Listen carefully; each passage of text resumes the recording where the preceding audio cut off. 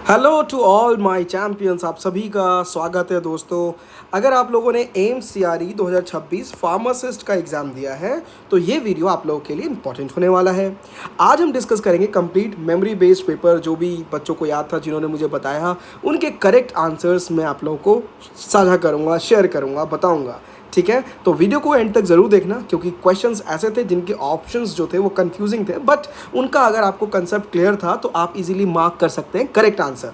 तो चलिए शुरू करते हैं। मैं हूं राम, आप देख रहे हैं इनसाइड फार्मा। यहाँ पर गवर्नमेंट फार्मासिस्ट एग्जाम जैसे एम्स, ईएसआईसी, रेलवे, DSSB और जीपैट की, नाइपर की और ड्रग इंस्पेक्टर की प्रिपरेशन होती है। अगर आपने अभी तक चैनल को सब्सक्राइब नहीं किया है तो ज़रूर सब्सक्राइब कर लें और बेल आइकन को प्रेस कर दीजिए। तो चलिए सबसे पहले बात करते हैं एग्ज़ाम में ओवरऑल क्या लेवल था। तो मैं बताऊं, अगर फार्माकोलॉजी से स्टार्ट करूं तो फार्माकोलॉजी जो है, इस पर्टिकुलर सब्जेक्ट का फार्माकोलॉजी का जो लेवल था वो काफ़ी अच्छा था। फार्माकोलॉजी तो अच्छा लेवल का पेपर आया था। फार्मास्यूटिक्स और फार्मास्यूटिकल केमिस्ट्री भी एक्सपेक्टेड क्वेश्चन ही आए थे, जैसे हमने क्लास में किए थे। और हॉस्पिटल फार्मेसी और क्लिनिकल फार्मेसी से डायरेक्ट क्वेश्चन देखने को मिले। जीके और रीजनिंग मॉडरेट लेवल का था। ओवरऑल पेपर को अगर मैं बोलूँ किस कैटेगरी में रखूँगा तो it was in the category of easy to moderate.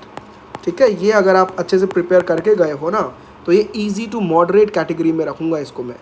अगर आपके जो बेसिक्स है वो स्ट्रॉन्ग थे, अगर आपने बेसिक स्ट्रॉन्ग कर लिए थे और प्रीवियस ईयर के क्वेश्चन सॉल्व कर लिए थे तो पेपर मैनेजेबल था। ठीक है, तो चलिए अब एक एक करके क्वेश्चंस डिस्कस करते हैं कि भाई कौन कौन से क्वेश्चंस देखने को मिले थे। ठीक है, आप लोग भी मार्क कर लेना। ठीक है, तो चलिए स्टार्ट करते हैं बिना किसी देरी के।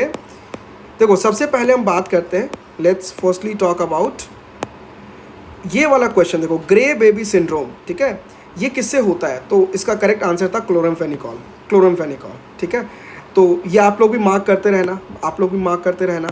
नेक्स्ट, एंटीडोट जो है ऑर्गेनोफॉस्फोरस पॉइजनिंग के लिए कौन सा था? एंटीडोट, तो बच्चों ऑर्गेनोफॉस्फोरस पॉइजनिंग के लिए जो एंटीडोट था दैट वाज एट्रोपिन के साथ प्रेलिडॉक्सिम 2-PAM बोलते हैं, राइट? तो ये इसका करेक्ट आंसर था। ठीक है, चलिए और कमेंट कर देना, और भी अगर एक्स्ट्रा कोई क्वेश्चंस मेरे से स्किप हो गया, जितना बच्चों ने मुझे बताया वो मैंने आप लोगों को उसका आंसर मैं बता रहा हूँ। बाकी अगर कोई स्किप हो गया तो मुझे बता देना। ठीक है, चलो आगे बढ़ते हैं। अच्छा, फाइसोस्टिग्मिन is antidote for atropine poisoning, not for organophosphorus poisoning. तो ये चीज़ भी ध्यान रखना है आप लोगों को। फाइसोस्टिग्मिन जो है वो एंटीडोट है एट्रोपिन पॉइजनिंग के लिए। ठीक है, नेक्स्ट जो था बच्चों, आप लोग मैच करते रहना। पैरासीटामोल पॉइजनिंग के लिए क्या बेसिकली दिया जाता है? तो पैरासीटामोल पॉइजनिंग के लिए एन एसिटाइल सिस्टीन, नैक, ये दिया जाता है। ठीक है, अच्छा, पैरासीटामोल पॉइजनिंग में ये देते हैं। नेक्स्ट जो था, देखो, ये ड्रग ऑफ चॉइस पूछा गया था। किसका ड्रग ऑफ चॉइस पूछा गया था? It was asked for syphilis, जो कि एक सेक्सुअली ट्रांसमिटेड डिजीज़ है। ठीक है, ये पूछा गया था। तो करेक्ट आंसर था बेंजाथिन पेनिसिलिन जी, ये इसका करेक्ट आंसर है। ठीक है, अगला पूछा है drug of choice for amoebiasis पता है प्रोटोजुअल डिजीज़ है, तो इसके लिए ड्रग ऑफ चॉइस होता है मेट्रोनिडाजोल। ठीक है, अगर ये आप लोगों ने मार्क किया है तो यू आर एब्सोल्युटली करेक्ट। ठीक है भाई, आगे बढ़ते हैं। First line of drug for acute gout के लिए फर्स्ट लाइन ऑफ ड्रग क्या है? तो करेक्ट आंसर है NSAIDs, non steroidal anti inflammatory drugs, और उसमें इंडोमिथासिन और नेप्रोक्सन, ये जो है करेक्ट होगा। ठीक है, चलिए उम्मीद करता हूँ आप लोगों ने ये सब पेपर में देखा होगा। देखा है तो जल्दी से कमेंट कर लो। चलो आगे। अच्छा, क्रोनिक गाउट प्रोफिलिक्सिस के लिए एलोप्यूरिनोल का इस्तेमाल करते हैं, ये भी है। ठीक है, एलोप्यूरिनोल का। नेक्स्ट है एसजीओटी बेसिकली एएसटी या फिर एसजीपीटी एएलटी, ये बेसिकली लिवर फंक्शन के एंजाइम्स हैं।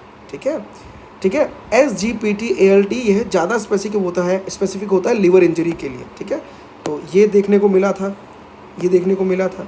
नेक्स्ट जो है नाइट्रोग्लिसरीन, जो है बेसिकली पूछा था एक्यूट एंजाइना अटैक में ड्रग ऑफ चॉइस, तो नाइट्रोग्लिसरीन जो है ड्रग ऑफ चॉइस है फॉर एक्यूट एंजाइना अटैक। अगला देखो, ऑर्गेनिक नाइट्रेट्स बेसिकली रिलीव करता है एंजाइना, कैसे करता है? Basically it relieve by venodilation and reducing preload. ठीक है, तो ये इसका क्वेश्चन आप लोगों ने देखा होगा, आंसर आप मैच करते रहना। नेक्स्ट है बच्चों, इथाक्राइनिक एसिड जो है, ये इथाक्राइनिक एसिड ये बेसिकली क्या है? This is basically a loop diuretic without sulphonamide group, ठीक है, ये लूप डायूरेटिक है बिना सल्फोनामाइड ग्रुप के। अगला देखिए, बेसिकली मिथाइल जेंथिन ब्रोंकोडाइलेटर, ये है बच्चों थियोफाइलिन, ठीक है, थियोफाइलिन, ठीक है, ध्यान रखना इस चीज़ का, थियोफाइलिन। नेक्स्ट है बेसिकली विटामिन से भी क्वेश्चंस आए थे, है ना, तो विटामिन से ये क्वेश्चंस अगर आप देखो मैच करो, विटामिन ए रेटिनॉल होता है, right, vitamin D calciferol, vitamin E tocopherol, vitamin K phylloquinol, है ना, phylloquinone. Fat soluble vitamin basically A D E K हैं, और वाटर सॉल्युबल कौन से होते हैं? Basically water soluble vitamin B और विटामिन सी, बाकी ये चारों फैट सॉल्युबल है। तो ये सब देखने को मिला था जनरली, है ना। नेक्स्ट हम फार्मास्यूटिक्स की बात करते हैं नेक्स्ट सेक्शन में। जितना बच्चों ने मुझे बताया, जितना उनको याद था, वो मैंने नोट डाउन कर लिया, उसका करेक्ट आंसर मैं बता देता हूँ, क्योंकि बच्चों को भी कन्फ्यूज़न था, ठीक है, ठीक है। अगर आपके पेपर में ये क्वेश्चन आया है तो कमेंट में जल्दी से लिख दो यस, ठीक है। और अगर आप लोगों को किसी क्वेश्चन में डाउट है तो उसका कमेंट सेक्शन में मेंशन कर दो, मैं पर्सनली उसका एक्सप्लेनेशन देने की कोशिश करूँगा, ठीक है। चलिए, टैबलेट साइज बेसिकली कैसे डिटरमाइन करते हैं? This is determined by die and punch dimensions, ठीक है, तो करेक्ट आंसर इसका ये हो जाएगा। नेक्स्ट देखो, टैबलेट के ऊपर कलर का अनइवन डिस्ट्रीब्यूशन क्या कहलाता है? Mottling is the correct answer, ठीक है, ठीक है। नेक्स्ट देखो, अगला देखो, अच्छा, नेचुरल फ्लेवरिंग और एक्सपेक्टोरेंट कौन सा है? ठीक है, तो ये है बच्चों balsam of tolu. Next basically HLB, क्या इसका क्या फुल फॉर्म है? HLB का फुल फॉर्म है हाइड्रोफिलिक लिपोफिलिक बैलेंस। नेक्स्ट है अच्छा, हाई HLB जो होता है, हाई HLB वैल्यू अगर है तो इसका ये क्या फेवर करेगा? This will basically favour oil in water emulsions. अगर लो है HLB वैल्यू तो वाटर इन ऑयल इमल्शन, ठीक है, तो ये भी क्लियर हो गया।